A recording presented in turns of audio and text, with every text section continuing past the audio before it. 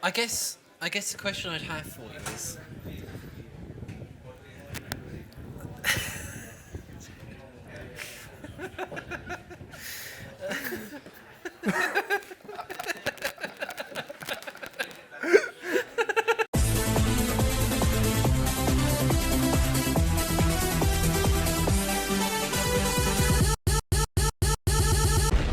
The Deep Debate. I think the scientific community, with the tools that they have available, the computers and the growth of computing power, it just seems inherently more plausible that all the laws that we understand of how the universe is governed could be the sort of laws that were calculated on a computer. Yeah. So, but it's a very different way of thinking about reality, isn't it? It is, but I mean, I see the laws from the Big Bang. If the Big Bang was real, then that must have been possibly the start of the simulation. Because scientists don't know what was before that, and everything created from the Big Bang has created everything now. So it's like, to me, it looks like kind of a self-growing simulation designed for evolution and creation. Because I see the creation comes from evolution. That's the way I see it when I think deeply about it. Because I don't see all this being possible to be by chance alone. I see it does all have intelligent design in it. What would you say to people who thought that it was all by chance? How would you make the argument that it was intelligent design over random chance? Well, I would say look at all the wonderful technology. I mean, for an LED TV to be created from the earth elements appears to me to be programmed to be able to do that using consciousness. Because for something as wonderful as the things we have today to be by chance just seems a little bit too impossible. So, allow me to sort of reiterate the argument back to see if I've understood it correctly. So, so you're saying, that's a funny one around it, but I really want to make sure I've understood what you're saying correctly. Because amazing technologies exist, it seems unlikely to you that just was by chance, because we can do so many things that seem so remarkable. Yeah, that's my argument. It's not so much, it's not really a belief, it's just I look at the evidence, I see evidence of all these wonderful laws all working together. Like you've got the law of polarity, you've got the law of change, you've got the law of cycles. And the more I look at it, the more it always leads me back to some kind of intelligent design. Call it God, call it the creator. We don't know yet, but whatever's created all this is far beyond what we could comprehend as humans, because it's very, very, very clever how it works. We came from the Big Bang, that it first created all the earth elements, and then it's created us, and then it's created consciousness, and then the consciousness creates creation itself. So basically anything we think of now we can create, and it's possible that anything is possible. We just haven't discovered how to do it yet.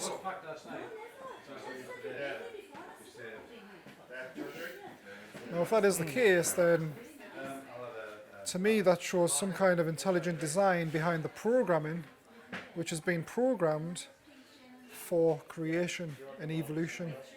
It's a constant creation process. This is why when they take DMT and the entities come up to them and they say, create, create. It's the program, it's part of the program. The program's telling them to create because that's the fundamental programming of this reality. Well, I think we're always creating. So, anyone who's got a job is doing something that is productive. So I'm sort of on board with the idea that that creativity is an essential aspect of being human and being alive. Yeah. Um,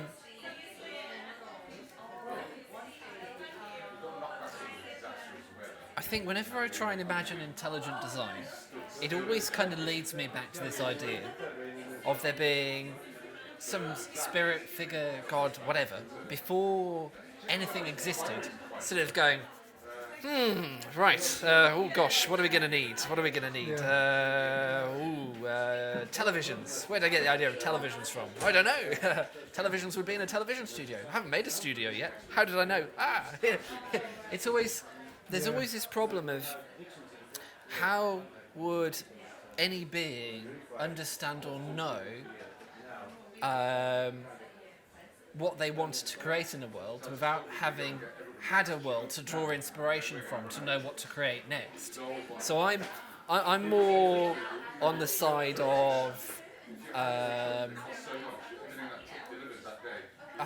right. So I see the universe as an iterative process. We do one thing, or one thing happens, and then something grows from that that's more complex, and something grows from that that's more complex. Yeah, self-grown, yeah. Yeah. So I feel that's quite against the idea of intelligent design in a sense, unless you attribute that creative design process to sort of a universal consciousness in every single moment, and that when you do that, you don't have creation that happened before everything, and then everything's unfolding to a blueprint. You have every moment of consciousness shaping the next, and that's a different sort of intelligent design, because that's the sort of intelligent design that you might apply and say, well, I made a program the other day, I wrote something on the computer, that was intelligent design, but it wasn't necessarily intelligent design by God, unless I'm God. It was already using the intelligent design to create a design as well. You are right. I mean, this is how complex the program is, the programming, because it's designed in a way that anything is possible. When they've designed it, I don't think they would have known what was possible, but they've designed the way quantum physics is as small as we can see, and to me that's the fundamental programming, the quantum physics.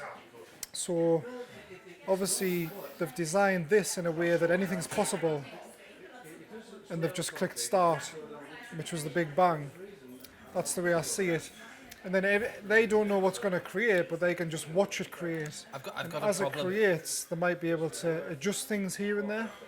Oh, right, yeah. The reason I say that is because obviously they've created anything to be possible, but for anything to be possible, we need consciousness to be self-aware before we can make it possible.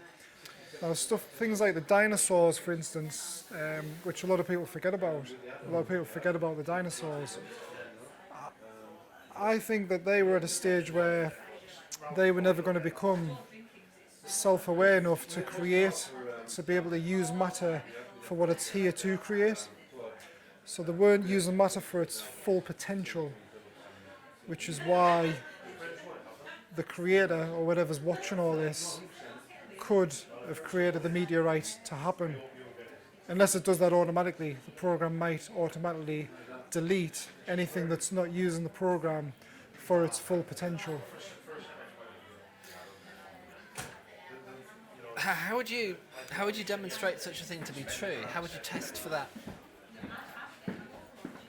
There's no actual way of testing it at the moment that I can think of. In the future we might find ways, but the reason I think it's true is because of the evidence. I mean, we are now at a stage where we can manipulate matter and use it for its full potential, and it's getting better and better every I don't day. think we know the potential of matter entirely.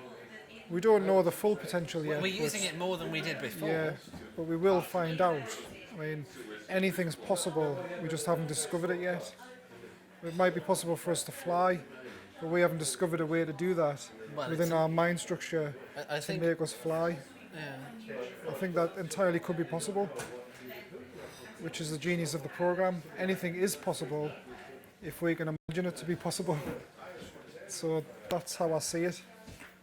I think, and I'm just trying to play devil's advocate here, but when sort of there were those stories in the 60s, or I think it might have even only been one story in the 60s of someone taking LSD, thinking they could fly, and jumping out of a hotel window. How would you reconcile that?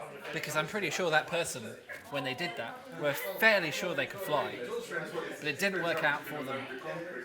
It's belief without the scientific side, as in how to do it. Like, obviously, every belief has to become a reality using the laws of the universe. We haven't yet figured out how to manipulate the laws of the universe in order to fly. So they've had the belief, but we haven't been at a stage yet where they could do that. So they'll have jumped and they'll have fell to the ground because they're using belief without the evidence yet.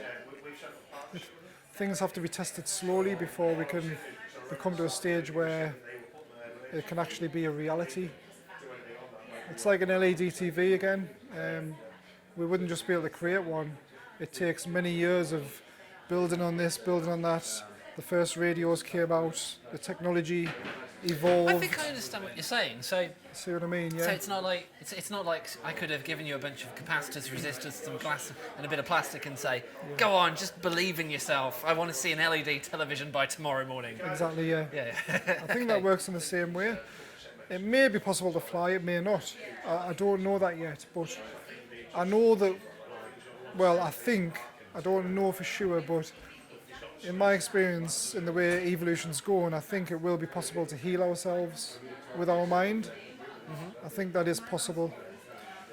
And there's scientists such as Greg Braden, who's looking into this at the moment, who's very good.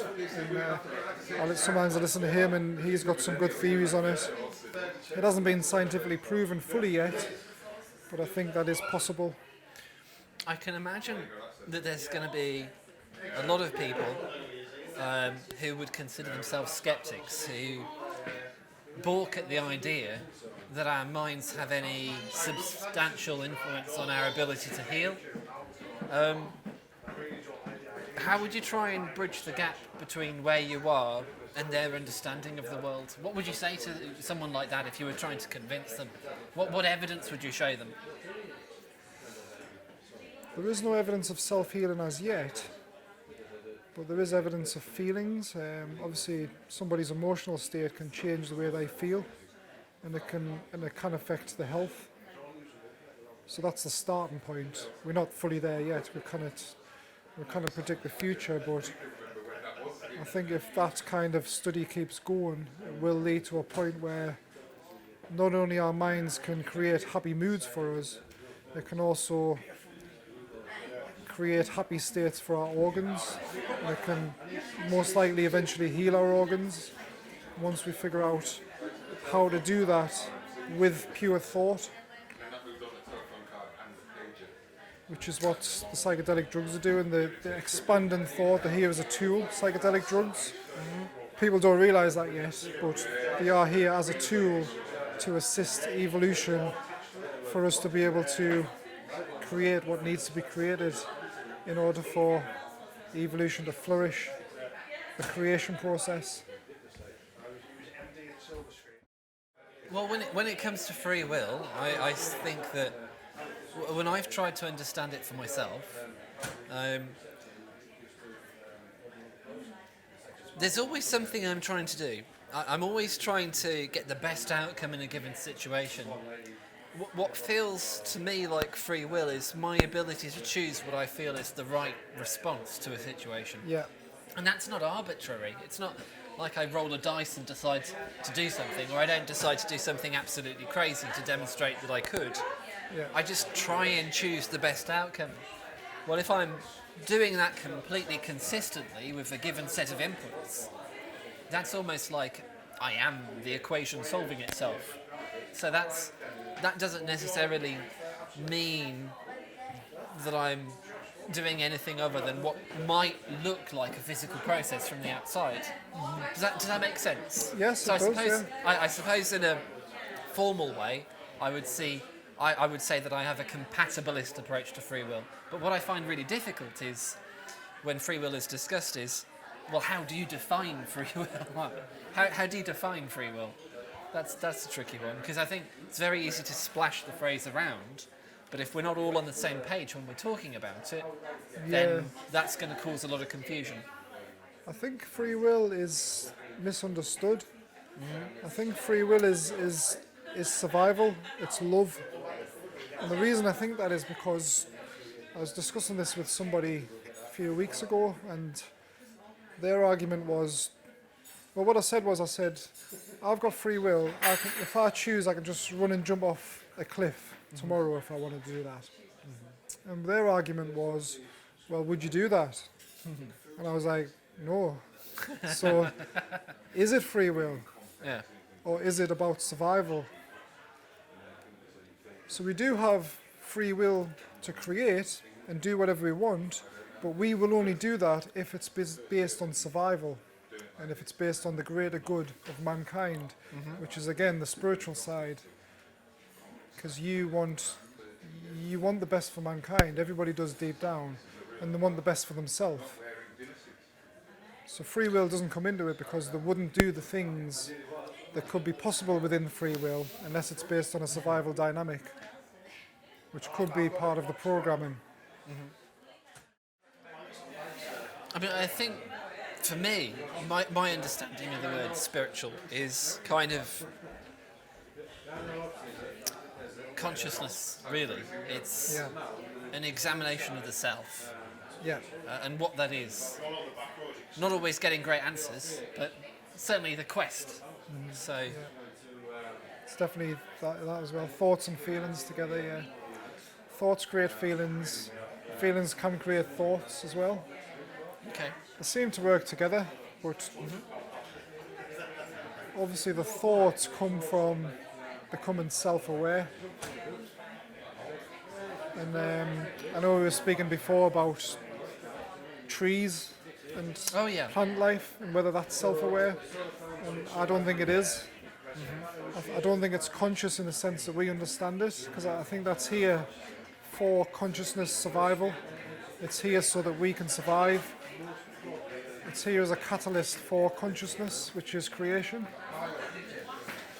Well, I in that conversation, I think we should probably just go over it a little bit now. So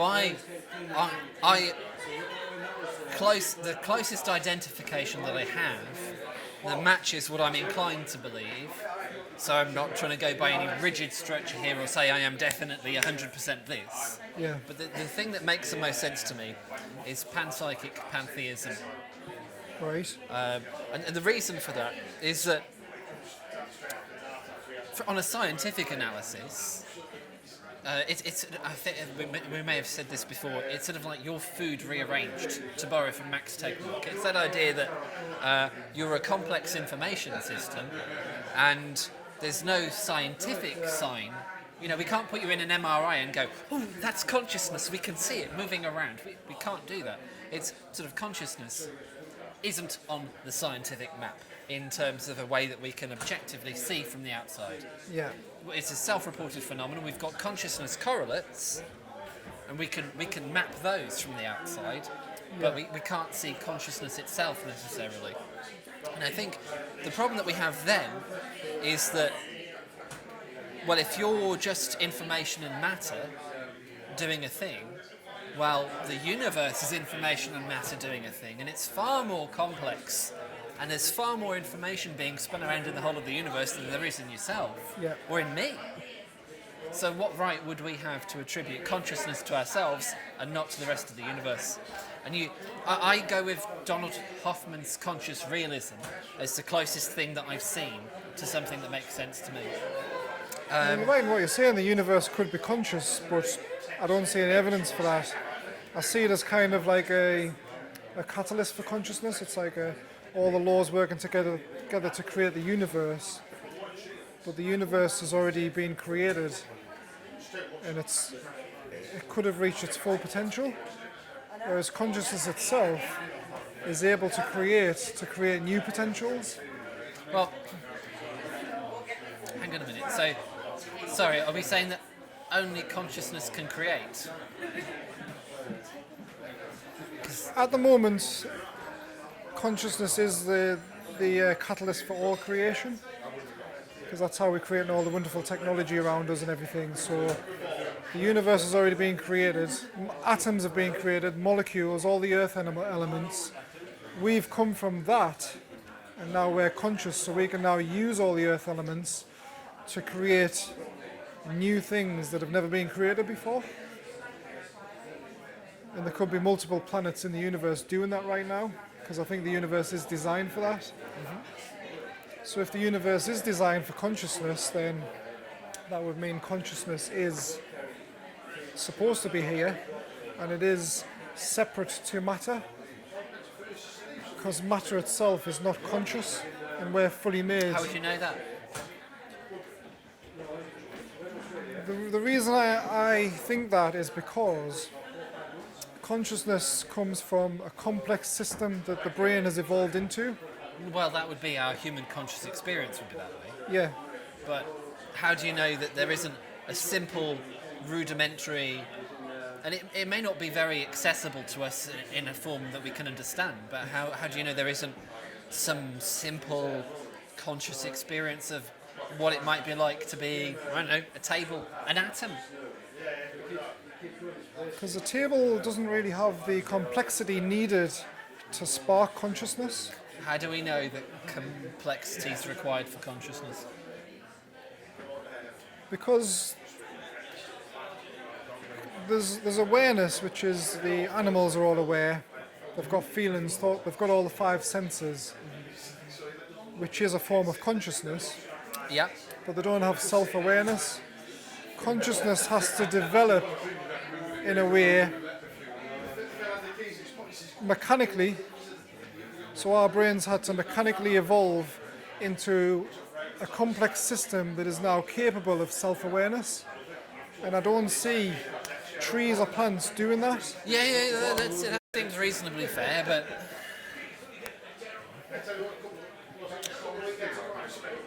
there's a flip side way of looking at this. Might be a bit alien, but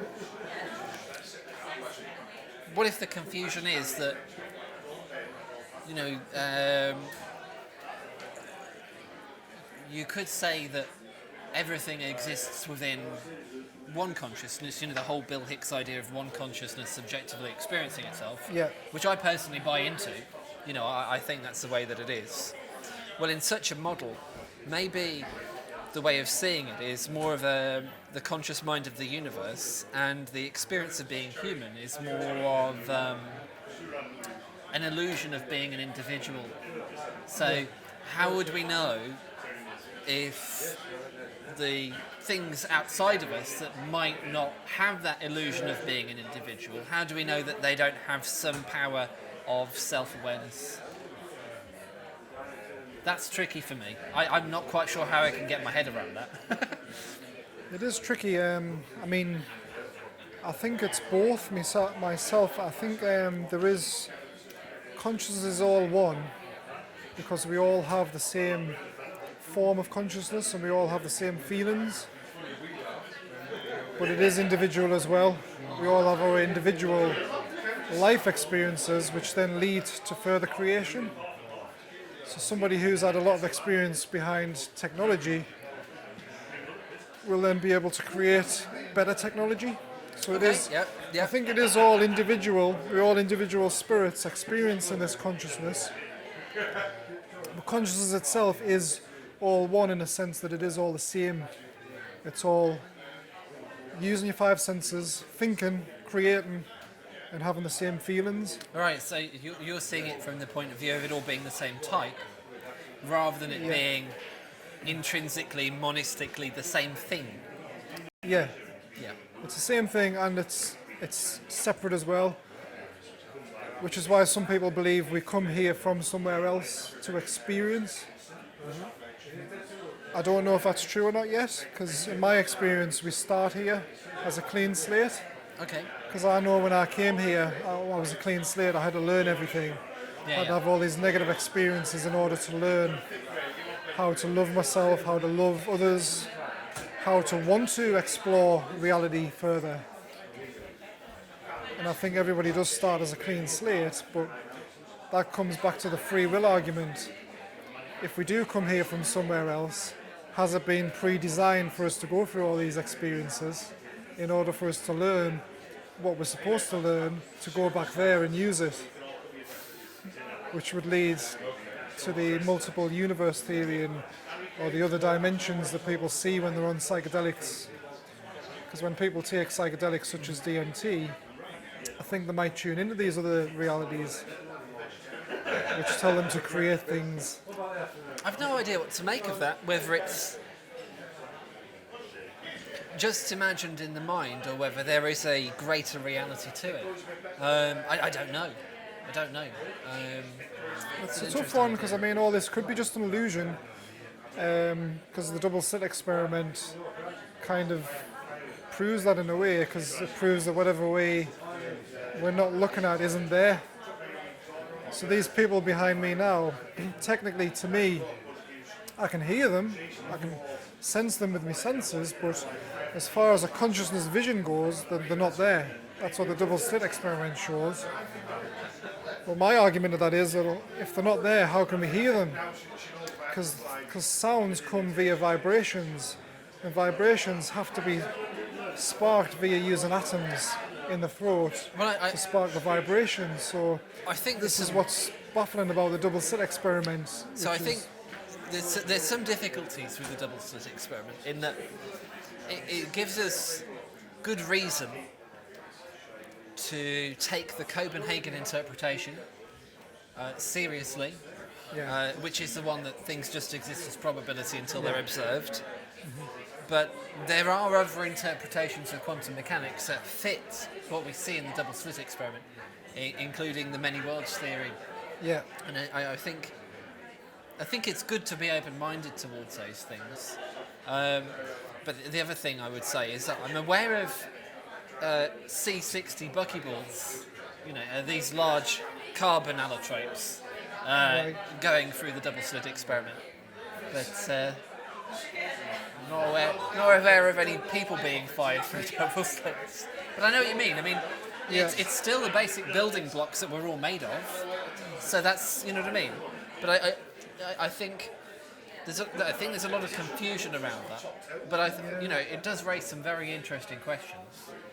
It does, yeah. I mean, I've a lot of my experience, I've noticed there's some kind of signalling going on as well. Like obviously you'll have had conversations with people where you'll have both got exactly the same thought, exactly the same feeling, and said exactly the same thing at exactly the same time. Mm-hmm. Now, what I've noticed is that if it was telepathy, if you were picking up on my thoughts and we both got the same thing at the same time, then one would get it after the other. So the fact that it's coming in exactly the same time tells me that it's some kind of signal that we both pick up on. No.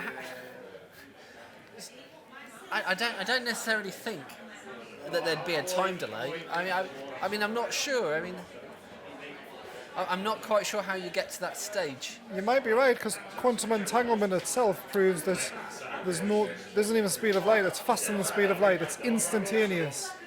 So telepathy could be instantaneous, or it could be a signal. And if that's a signal, that means that every thought we get could potentially be a signal sent from the programming or from something else.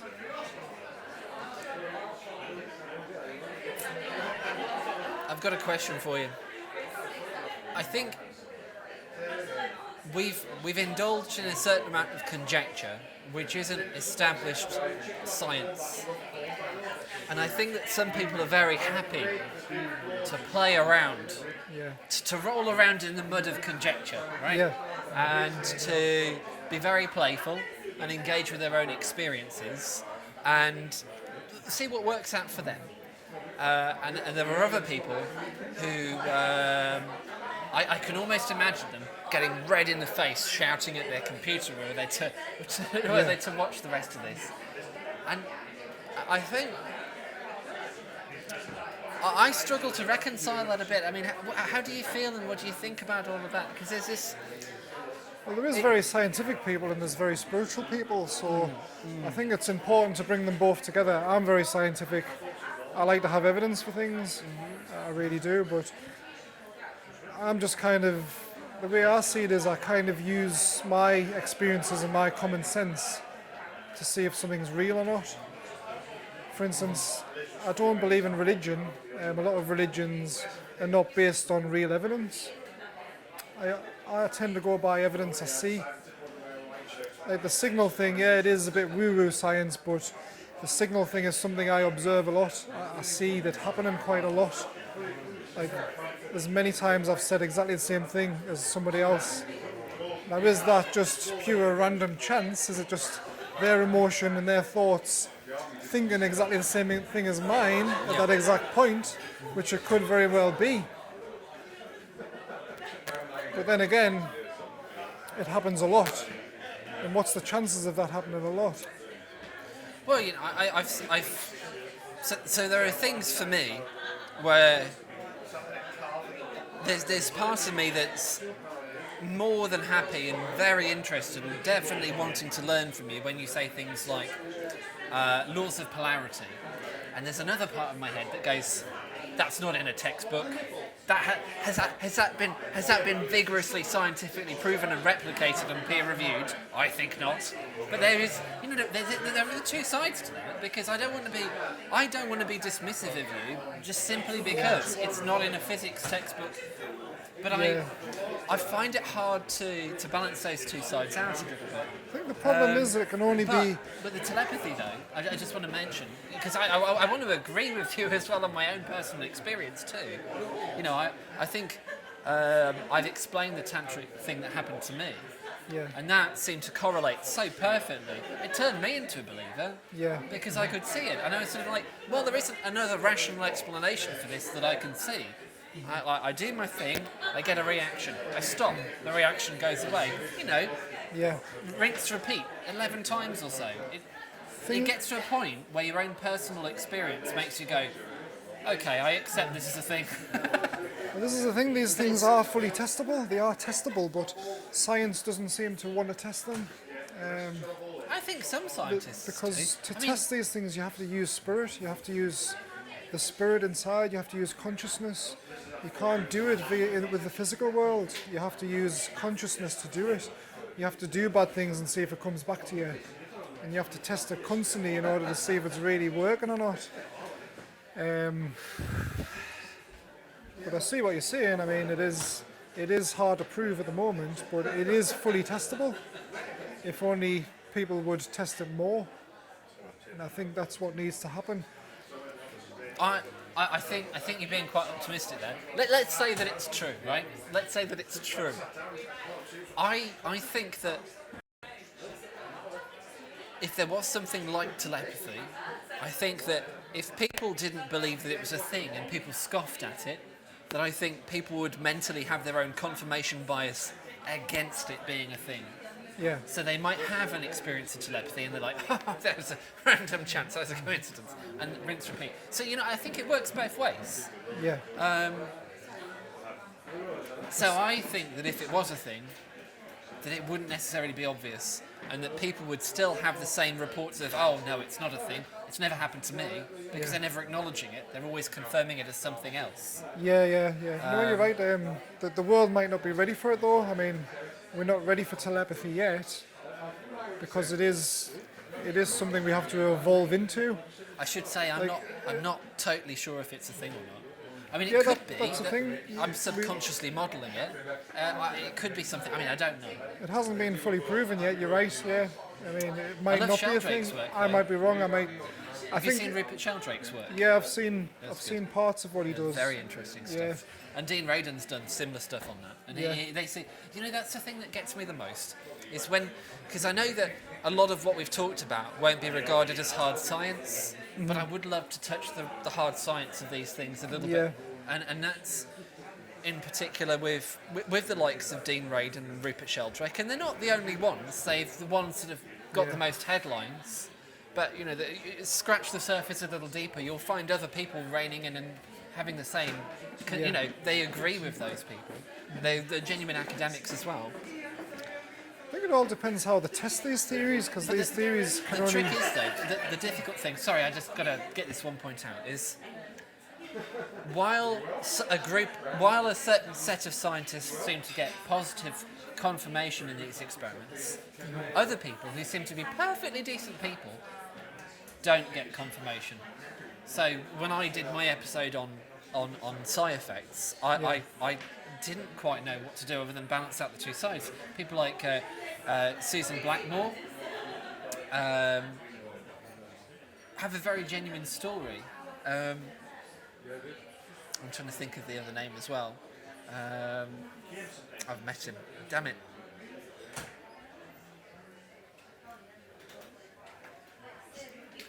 Anomalistic psychology. It'll come to me in a bit anyway. But I think the thing that I find a little bit mind-bending is that people find positive results and they find negative results, and both coexist. Yeah.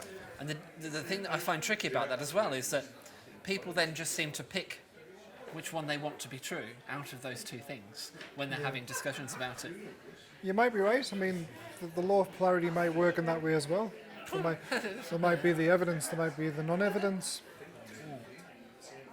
But the way I see it is, I just see that we will evolve to a point where we do understand these things, because that's what we do. We constantly want to know more, we constantly discuss it, and the more discussions that take place and the more testing, and we might figure out what's happening. But I think we have to be on a certain vibrational frequency. As we evolve spiritually, our vibration goes higher.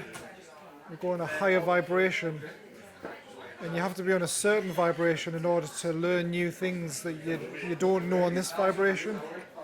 So if you're on a low vibration, you're never going to know as much as what you're on a higher vibration, and the only way you get to that higher vibration is by experience, thoughts, creativity, bad experience, learning from it. And the more you learn from it, the more you understand. So maybe us as humans on our evolutionary level at the moment, we're not on a high enough vibrational frequency to understand these things. But I think they will come. I think anything in this reality is possible, but we just haven't figured out how to do it yet, based on our vibrational frequency.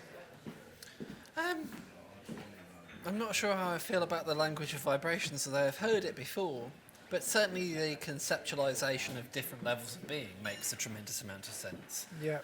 I think you might be right. It is probably a bit more complex than vibrations, consciousness, because I don't think we can measure consciousness yet. We haven't figured out a way of doing that, but the way I see it is similar to vibrational frequencies. The consciousness rises and we become more aware of what reality is, and the more aware we become, the more we can create.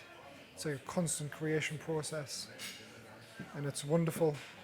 And the way I see it is, it's too wonderful to be just chance. I think it does have some kind of intelligent design behind it. So the other skeptical scientist that's come to mind is Christopher French. He's Right. a lovely guy. I've actually met him and gone to one of the talks and shook his hand and had a little chat. He's also one of the other scientists who seems to have got negative results. Although the one thing that he did say in a Royal Institution lecture, when he was asked was there anything that he found in his research that did look like there was something to it. Yeah. And he actually mentioned reincarnation at that stage, which I thought was quite interesting. But, Reincarnation is a funny one as well. I'm not too keen on the idea at the moment, because I haven't had enough evidence for it. Because the way I see it is, we start here as a clean slate, and we have to evolve into... If I may, I think my observation of yourself, and tell me if I'm wrong or not, please feel free, but is that you are very keen to explore things for yourself. Yeah. So you'll try and devise tests and ideas and ways of experimenting yourself to see if something holds up. And I think that makes the idea of you establishing whether reincarnation is a thing almost impossible, because it's not like you can try it a few times Yeah. to check it out. How do you? Well, I don't think anybody can, to be honest. It's impossible. So if I can't do that, I don't see how anyone else can do that. Well, what they've done so far is sort of case studies. So what they find interesting is when children are born who have a story about their previous lives. Yeah, The weird part is the facts check out. yeah. I've heard So stories that's like quite that. persuasive. I find But that like I persuasive. say, you don't know if these stories are fake. You don't know if it's all a setup. You just don't know. I tend not to believe things I see on TV and things like that, because it can be all made up sometimes. It is important to try and prove these theories scientifically. I think rather than made up, I'd be more inclined to believe that people get the wrong idea from things. Yeah. So I went to the Day for Freedom thing, which would be last Sunday from now, but I saw. Okay, there were some people there who I didn't feel politically aligned with. I felt slightly uncomfortable with them Yeah. being present, but I tried to be charitable towards them anyway because I didn't want to just be a bad person. Yeah, But most people there seemed like very regular people. But when it was reported in the press, like you take somewhere like The Guardian, and they were sort of saying it was a far-right march or far-right event. Yeah. And I just looked at that and I just thought, what the hell? yeah, And it seems our ability to comprehend things that are very clear and right on our doorstep are very fuzzy. yeah. So The press is part of manipulation. Definitely, it's a lot of people live the life based on what they're shown by TV and the press. yeah, They live their lives like that. They never see beyond the veil. They never see that. But I think I so don't when know you whether say the beyond the government veil there, do you mean outside of the ideas outside that the are... box. Yeah, outside the box. yeah. Many people never see outside the box. Because Especially living here in England, I would say 90 to 95% of people don't look outside the box in England alone. How many, sorry, 90? But I would say 90%, 90%. based on people who I meet on the encounters. Have The you heard things of I talk about, they've never thought before. Yeah. And I think a lot of people who watch videos like this or discuss things like this don't realise that. Because if that's their interest, they seek things like that. So Yeah. sometimes people can think that the world knows all this stuff, but it doesn't. It's still I would say it's in the 1% of the world still that actually look into things this deep. But going back to the media and the press, it is part of manipulation because maybe the government or whoever don't want us to realise these things. And there's a lot of videos on YouTube about this. And I was thinking about this the other night. I mean, if this is a simulation, for instance, and the universe is some kind of illusion, so if we look at the stars but they're not really there, they might work similar to a background in a computer game. Okay. That would mean that the moon landing could have been fake. But then when I thought about this, I meditated on this, and I thought, well, the moon landing wasn't fake because the moon has to be there because if it wasn't possible to get to these planets, then it would not be possible to manipulate matter in a way to get to the planets. So the universe itself, I believe, is there. It's not an illusion, but it's part of the simulation. The simulation is the whole universe with all different forms of life, because technology is going to put us in a position where we can go and explore the universe. So, in my opinion, the moon landing was real. It really happened. It wasn't just a cover-up to try and make us think that the universe is not an illusion. I think it will really have happened. But what's your view on that? Have you seen the Mitchell and Webb sketch about that? No. It's wonderful. Really, really wonderful. So they're doing this sort of like conspiracy skit, sort of parody, satire kind of, and they're sort of they've got these characters all around a table in some sort of like secret government location. Yeah. And they're sort of all having a chat about, well, could we, fake the moon landings? And it's sort of like, well, the main cost of it would be that big, massive rocket.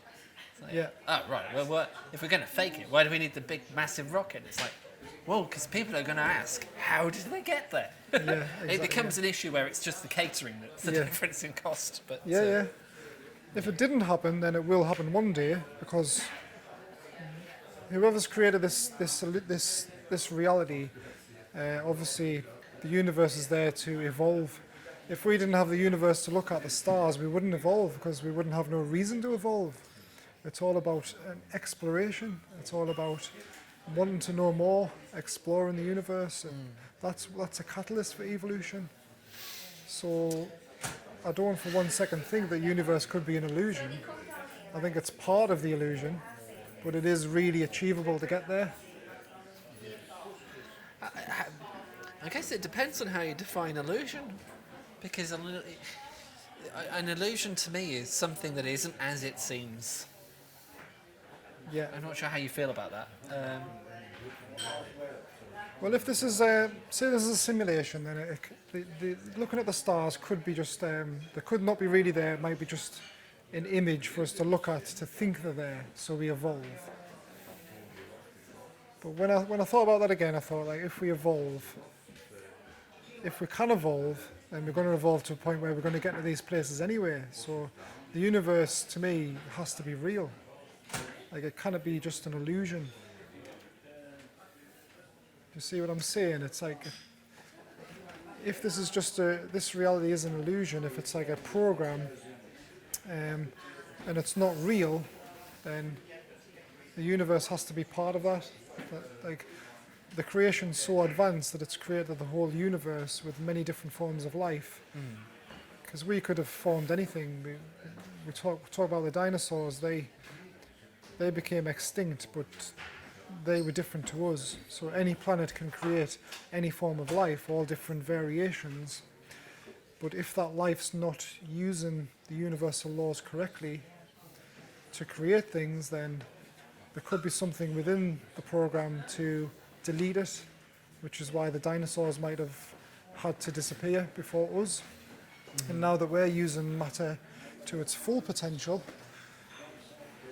we're not going to get deleted, because we're going somewhere, we're creating in the universe. I don't know how we'd know if we were using the full potential of matter, but I can see that we're using more of it than, in a sense that, obviously... Because it's getting better, there's no sticking point. The dinosaurs were at a sticking point where they couldn't create an LED TV from the ground. They would never have got to that point.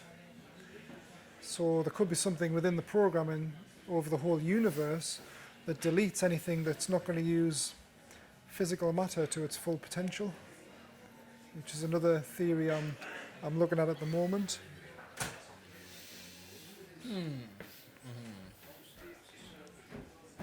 But if that is the case, it would point to some kind of intelligent design that designs matter to be used for that.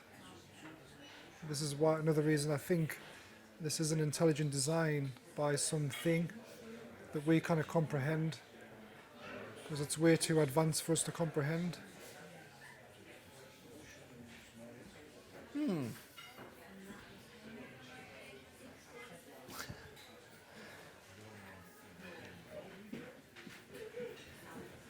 So I don't know if you feel that way, or you might have a different view. You might think it is all like random by chance, which some people do.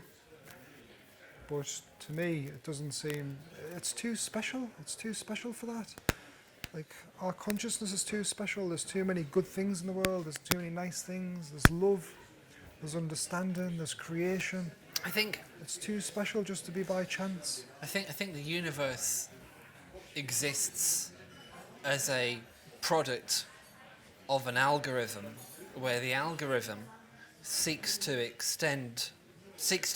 maximize the future possible outcomes, which is essentially the best algorithmic expression I've seen so far to define intelligence.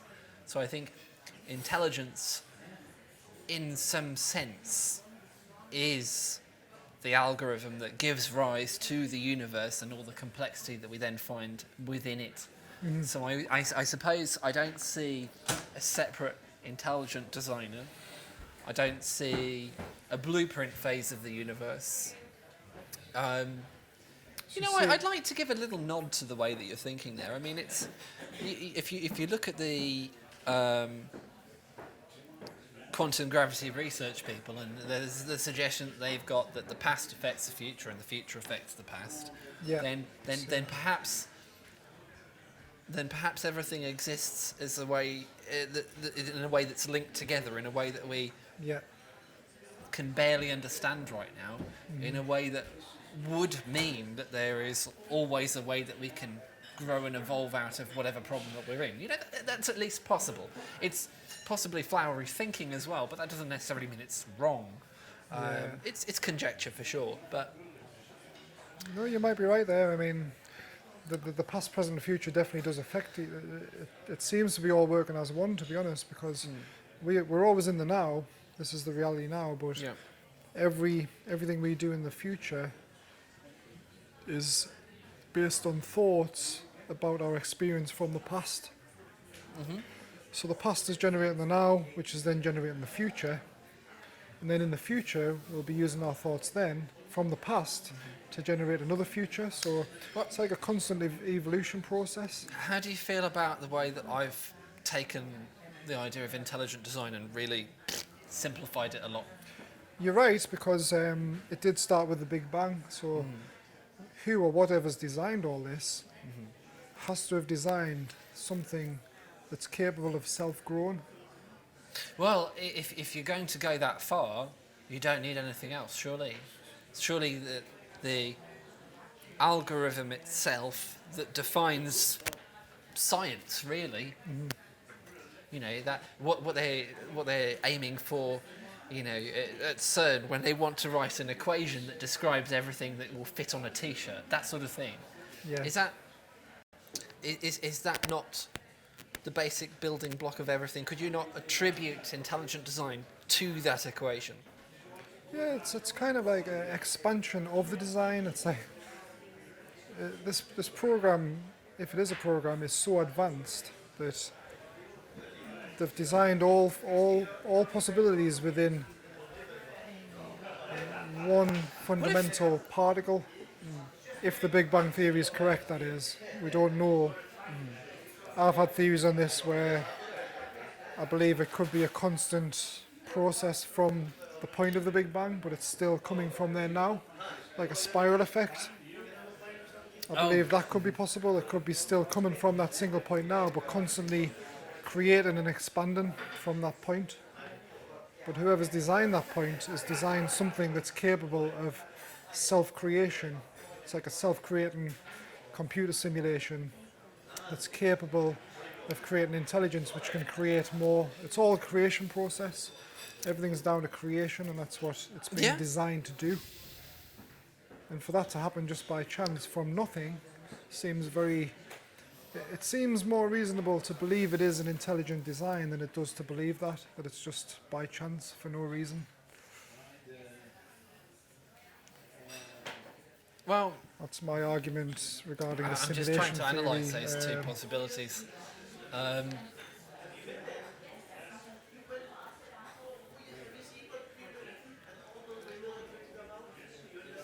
I think any time that we invoke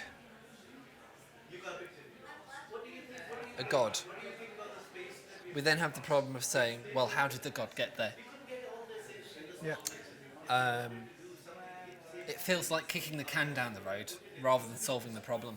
Yeah. And if we say, well, God just kind of exists, we could say that without the God. I'm not arguing against God because I'm of the pantheist persuasion that there is consciousness in the universe itself. But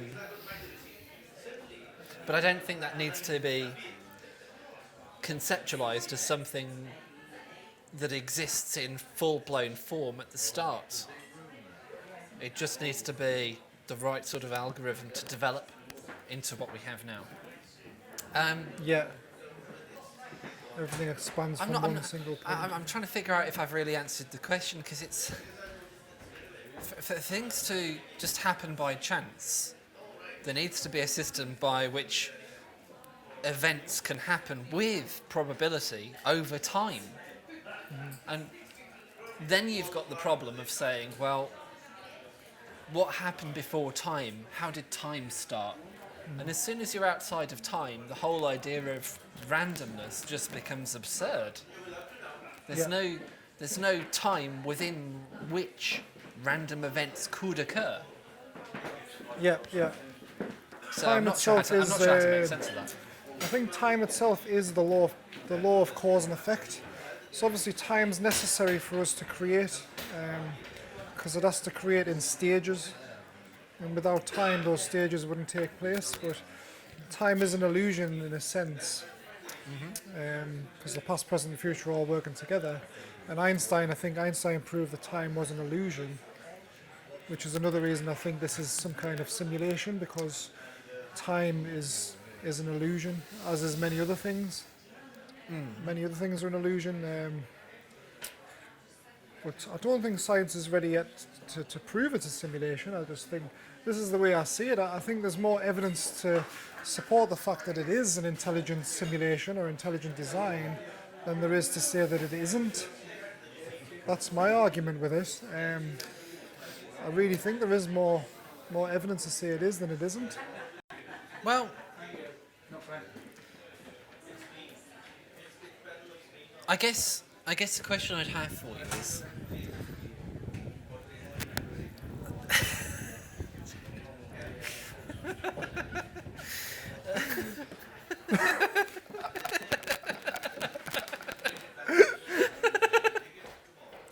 give me a moment.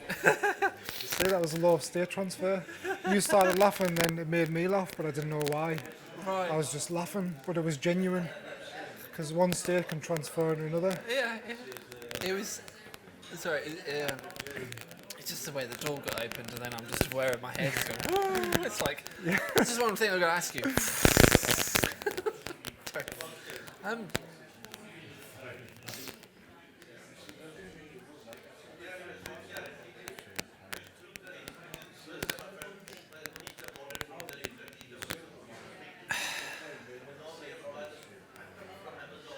I suppose if we could accept the notion that the future affects the past and the past affects the future, you can go with the quantum gravity research group's sort of conceptualizations and suggestions and conjecture that the end of time may well have created the start of time. And it seems to me as good as explanation as anything else. Yeah. That could be possible. I mean, In the way of seeing things like that, then I suppose you're liberated from this conceptualization of intelligent design having to be the algorithm itself right at the beginning, because the end of time and all the accumulated knowledge at the end of time can affect the start of time. And I'm not saying that I really understand what I'm talking about here, but at least it seems to give some sort of route to get from the place I'm thinking at to the place where I feel that you're thinking at. yeah. I'm not sure how you feel about that. No, it's very interesting.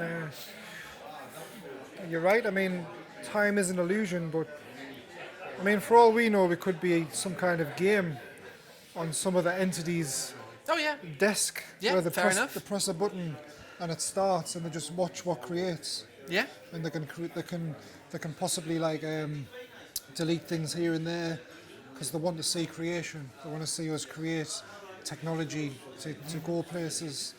Yeah. And if we're not, they can delete us. It could be like that. I quite like the idea. I like the way that you framed that, because I think it's sometimes difficult for people who are skeptically minded to get on board with some of these more colourful ideas. Yeah. But when it's presented in a way that we can understand a little bit more, it becomes more accessible. So I suppose what you were saying before about the dinosaurs, Yeah. I sort of imagining some being at some sort of computer terminal going, I don't like dinosaurs. Yeah, the word using the full potential. But if it is a game, this is the only problem I have with this. If it is just a game, it's too special for it to be a game because of love, because of spirituality. It seems too special to just be a game. So if something has created all this, I don't know. it's done it for a reason. It's a good thing it's created here. It's a very good thing. Well, I like existing, and I can't think Yeah. of any other way of existing. So I'm more than happy for it to be Yeah, a game, because Exactly. does that make sense? It's not a case of thinking it's a simulation and people getting scared, like, oh, it's a simulation, I'm not going to look at life the same. Because if you think like that, it can make life better. If you know it's a simulation, you can make life better because you know anything's possible. It can actually improve your life. So it's not a bad thing, but to me, it does. I just think it is. Something tells us in here that something's created this, and it's amazing. It's an amazing creation, and it's very genius how it works. But if anyone else watching this video has any other thoughts on that, or join in the conversation. If you think it's a simulation, join in. If you think it's not, tell us why. Because we don't know everything. We're still learning. Everyone's learning. But we're going to have to call that time because I think it's been about an hour now. And Yeah. um, Well, I but can't. yeah, you've got your own channel on YouTube as well. I haven't you? do. If you The wanna- ontological rabbit hole. Yeah. Yeah. So That's a work in progress. check out Matthew's channel and check out my channel, Real Spirit Dynamics. Please subscribe. We will be putting a lot of videos about the simulation theory, and we're going to have a lot of discussion videos as well. So yeah, thanks for listening. I think there's a lot of things that we agree on, and there's a lot of things where we don't see eye to eye. Yeah. But the conversation is always a pleasure. Definitely, yes.